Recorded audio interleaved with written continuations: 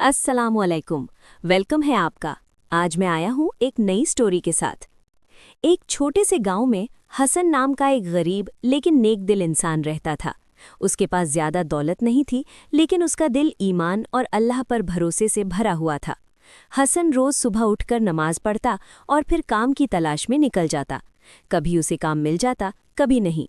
लेकिन एक बात हमेशा रहती, वो कभी शिकायत नहीं करता था। बस कहता, अल्लाह जो करता है बेहतर करता है।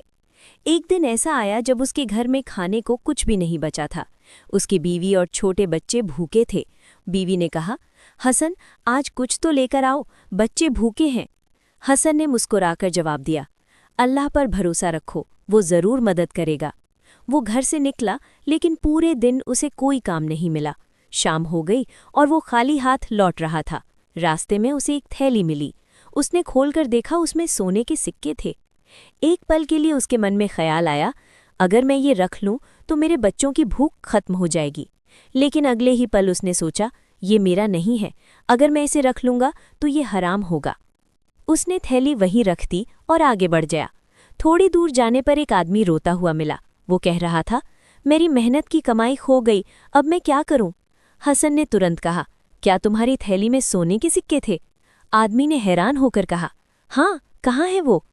हसन उसे उसी जगह ले गया और थैली लौटा दी। वो आदमी बहुत खुश हुआ और बोला, तुम बहुत ईमानदार हो, ये लो, इनाम के तौर पर कुछ सिक्के रख लो। लेकिन हसन ने मना कर दिया, मैंने ये अल्लाह के लिए किया है, मुझे इनाम नहीं चाहिए। आदमी उसकी बात से बहुत प्रभावित हुआ। उसने ज़बरदस्ती कुछ सिक्के उसके हाथ में रख दिए और कहा, ये तुम्हारी ईमानदारी का हक़ है। हसन घर पहुंचा, खाना लाया और अपने बच्चों को खिलाया। उसकी बीवी की आंखों में खुशी के आंसू थे। उस दिन के बाद हसन को रोज़ काम मिलने लगा और उसकी हालत धीरे धीरे सुधरने लगी। जो इंसान अल्लाह पर सच्चा भरोसा करता है, अल्लाह उसकी मदद ज़रूर करता है। ईमानदारी और सब्र का फल हमेशा मीठा होता है। हराम से बचने वाला इंसान कभी खाली नहीं रहता। हसन की जिंदगी अब धीरे धीरे बदलने लगी थी। जिस इंसान ने उसे इनाम दिया था, उसने हसन की ईमानदारी की चर्चा पूरे गांव में फैला दी। अब लोग उसे सिर्फ एक गरीब मजदूर नहीं, बल्कि एक भरोसेमंद इंसान के रूप में देखने लगे। एक दिन गांव के एक बड़े व्यापारी ने हसन को बुलाया और कहा, मैं अपने कारोबार के लिए एक ईमानदार आदमी ढूंढ रहा हूं, क्या तुम मेरे साथ काम करोगे? हसन ने बिना घमंड के जवाब दिया, अगर ये काम हलाल है तो मैं पूरी मेहनत और ईमानदारी से करूंगा। व्यापारी उसकी बात से बहुत खुश हुआ और उसे अपने साथ रख लिया। अब हसन को रोज़ काम मिलने लगा और उसकी आमदनी पहले से बेहतर हो गई। लेकिन सबसे खास बात ये थी कि हसन ने कभी अपने पुराने दिनों को नहीं भुलाया। वो अब भी हर सुबह नमाज पढ़ता, अल्लाह का शुक्र अदा करता और गरीबों की मदद करता। एक नई परीक्षा। कुछ महीनों बाद व्यापारी ने हसन को एक बड़ी जिम्मेदारी दी। उसे शहर भेजा गया ताकि वो महंगा सामान बेच सके। ये उसके लिए एक बहुत बड़ा मौका था। शहर में पहुंचकर हसन ने पूरी ईमानदारी से काम किया और अच्छा मुनाफा कमाया। लेकिन वापसी के रास्ते में उसे फिर एक मुश्किल का सामना करना पड़ा। रास्ते में कुछ चोरों ने उसे रोक लिया।